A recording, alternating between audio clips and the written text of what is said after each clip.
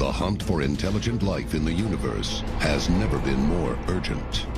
Rapid advances in science and technology have given mankind unprecedented access to distant galaxies that could harbor life, and the galaxies of subatomic particles that make up the entirety of life itself. Now that we have the power to understand our place in the universe on a fundamental level, one question remains: are we alone? And if extraterrestrial life exists, where is it? I believe they are there. The big question is whether or not that they have come here. Join us as we investigate evidence of an alien presence in the universe and here on Earth.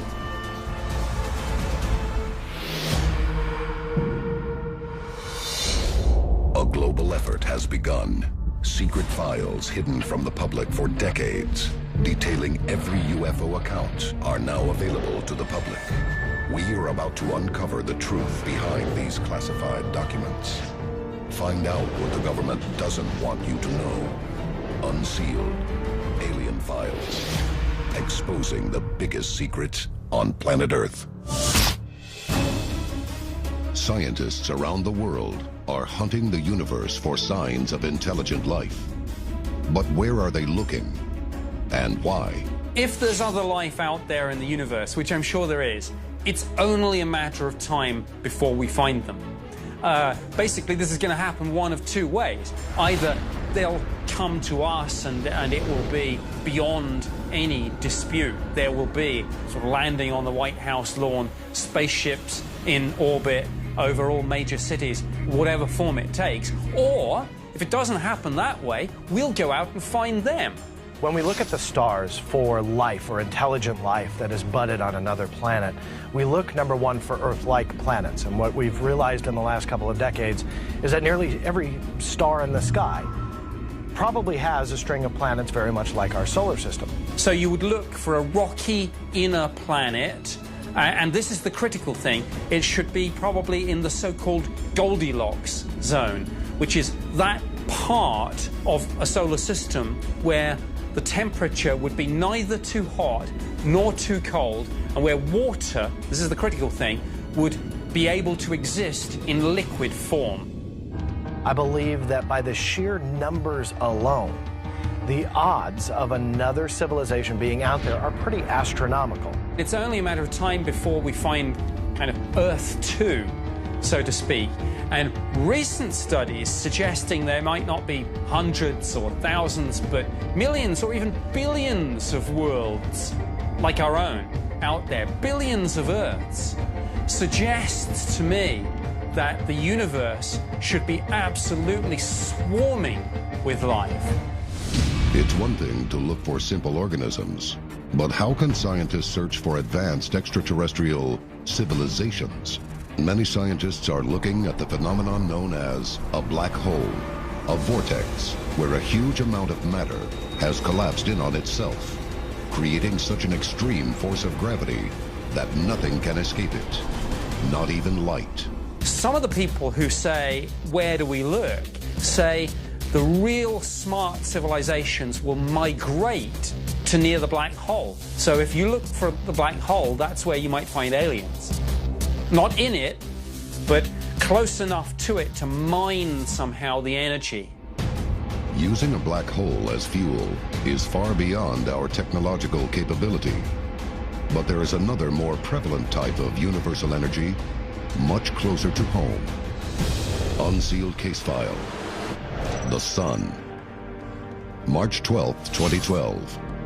NASA's Solar Dynamics Observatory captures stunning pictures of a giant orb that appears to be detaching from the surface of the Sun and shooting out into space. A lot speculate this is an alien spaceship, that this is something that's using our sun to power their ship like a gas station. Stop, fill up, and away they go. NASA claims the object is a little understood phenomenon called a prominence, and how they arise on the surface of the Sun makes them appear otherworldly. One of the biggest problems I have with this discovery is the sheer size of what this phenomena is. When you compare the size of Earth to the Sun, You're talking about a very small dot, maybe even a marble compared to this gigantic sun, this star that gives us life here on Earth. When you look at this video and you see the sun, this object is a considerable size.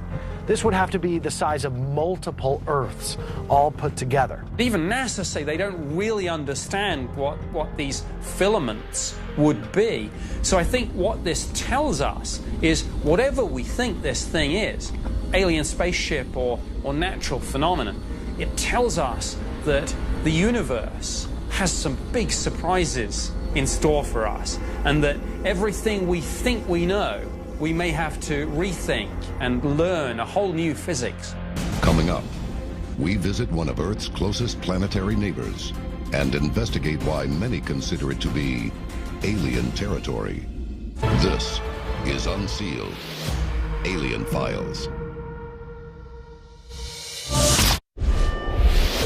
Welcome back to Unsealed Alien Files. The hunt for alien life in the universe has taken huge leaps forward with new advances in physics, telescopes, and communications. But perhaps the most important breakthrough has come from developments in the aerospace industry. I believe it's inevitable that the human race will conquer long-term spaceflight, but you're going to have to figure out what you're willing to sacrifice. Are we talking about a 10-year flight? Are we talking about a 10-week flight? Or are we talking about a 10,000-year flight to get to another solar system in general? So we have to figure out what we're willing to do to achieve that long-term space flight. As mankind expands its presence in the solar system, Mars is a natural stepping stone, and NASA predicts we will set foot on the red planet sometime in the 2030s. Here we are, truly on the cusp of manned Mars missions. In the next 2 to 3 decades, they believe that we will put a human on the surface of Mars, but they're not coming back. It's a sacrifice that the astronauts who will leave the planet Earth for good will land on Mars and live the remaining days of their lives on another planet. We already have evidence that it supported life in the past, and exploring Mars could answer a fundamental question. Is there extraterrestrial life beyond our solar system? There's life out there, and, you know, whether it's picking up a signal on a radio telescope, whether it's going out there and finding them for ourselves, but we're going to get there. Ours is going to be the generation that makes this discovery, and my goodness, it's going to be the biggest and most profound discovery that the human race has ever made. Unsealed case file. The Mars Anomalies. July 26, 1976. The Viking 1 spacecraft is 1,000 miles above Mars and scanning the surface for a place to send the Viking 2 lander down to the Red Planet. On its 35th orbit, Viking 1 captures a photograph taken from Mars' northern desert region called Cydonia. This picture of a mile-long desert mesa stuns the world with its uncanny similarity to a human face. Hardly a week goes by, so it seems, without some photo from the surface of Mars cropping up that someone says shows some anomaly.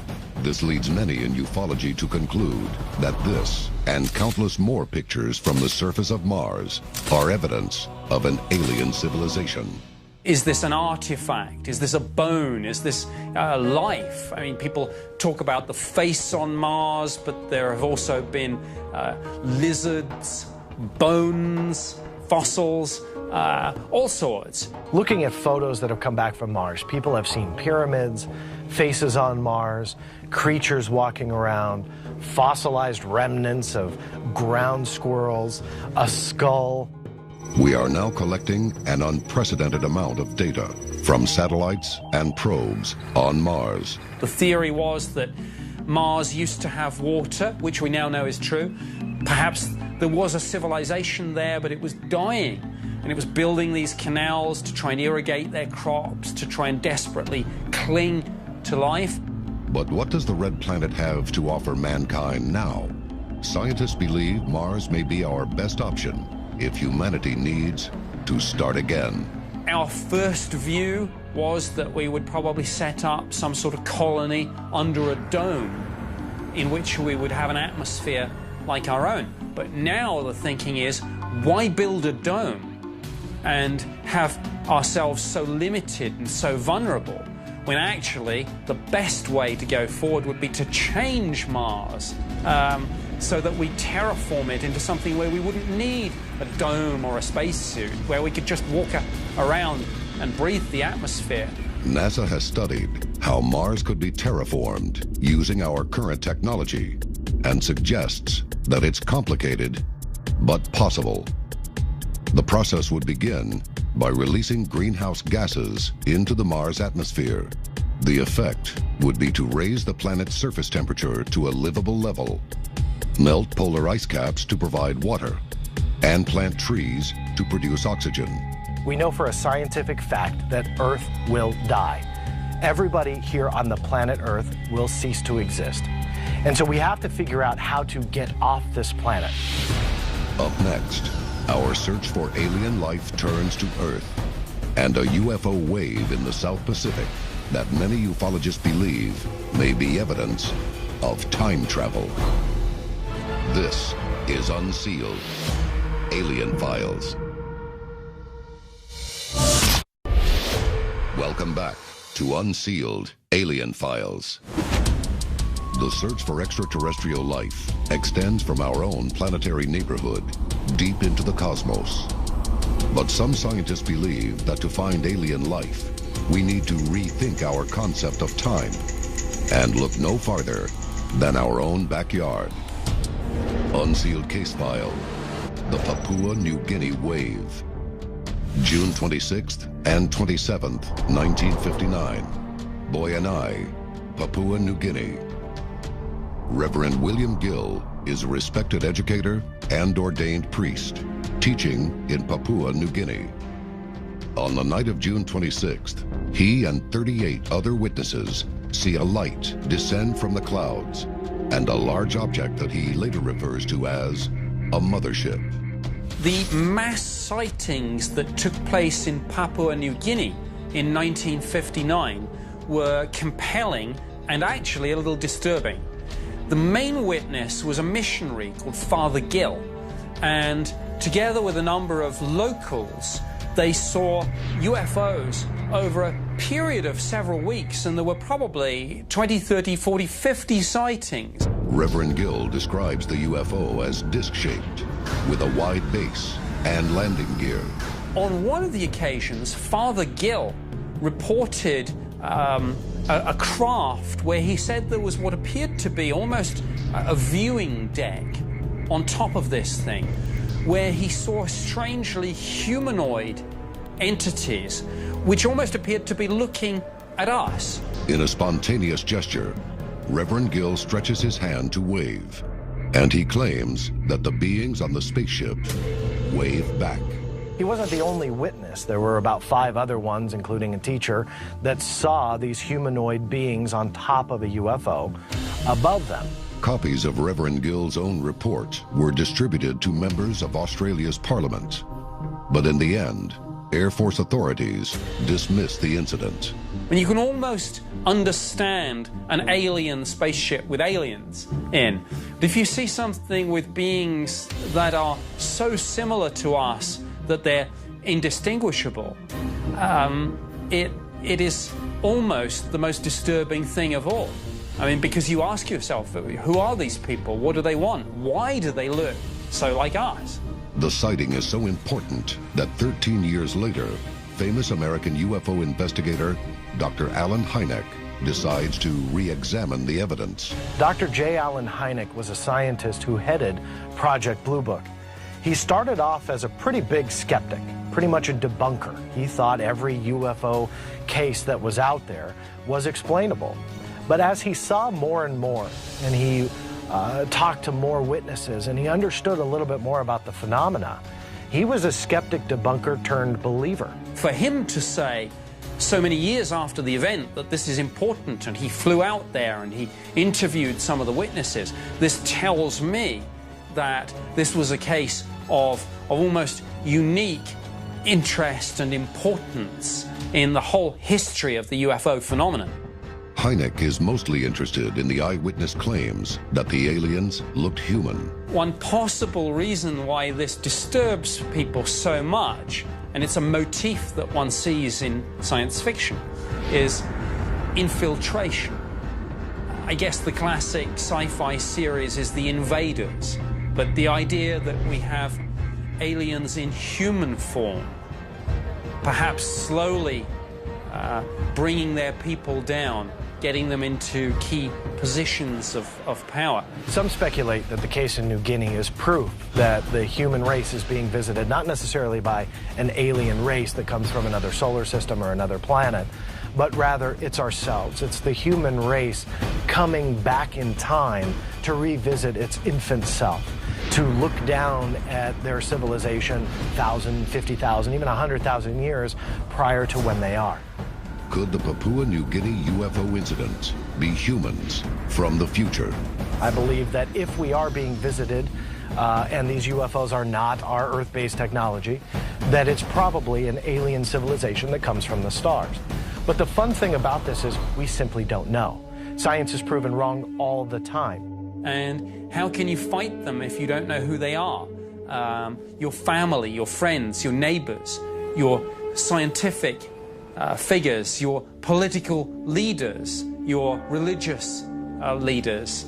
I mean, what if all these people are actually aliens? I mean, it sounds crazy. Any civilization with the technology to travel between the stars probably has the technology to disguise itself effectively. So maybe it's not a question of, going out and looking for them. Maybe they are already here. Coming up, we investigate the possibility that humans and aliens may be one and the same.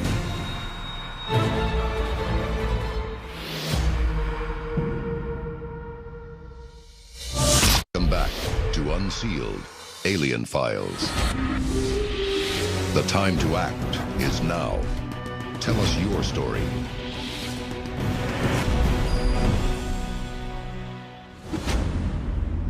While some search for extraterrestrials in deep space, encounters reported with humanoid beings have many in the UFO community wrestling with a paradox.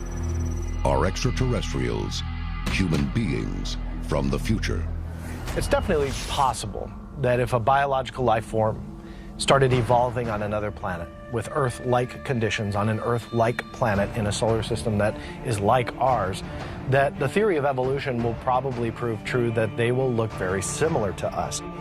Recently, an expert in computational genomics decided to find out. Dr. Alan Kwan at Washington University conducted an intriguing study where he speculated about the future of the human race.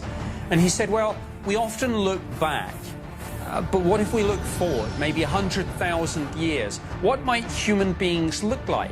Both a man and a woman, their head was growing in size, so it's much larger than what we look like today. I mean, it's obviously human, and yet it isn't. Many UFO researchers have seen these physical characteristics before. If you go forward not 100,000 years, but 1,000,000, is that image going to actually be the image of a grey alien that would be familiar to every sci-fi fan and ufologist on the face of the planet? And that leads us to a possibility. Are the greys actually not aliens at all, but us? Are the greys what we, human beings, evolve into? Could our genetic makeup be universally connected? Are alien visitors in our skies actually our distant relatives? People often talk about the search for aliens. Well, maybe we've already found them. Maybe they're already here. Maybe if they are us, we are the aliens. This is Unsealed, Alien Files, exposing the biggest secret on planet Earth.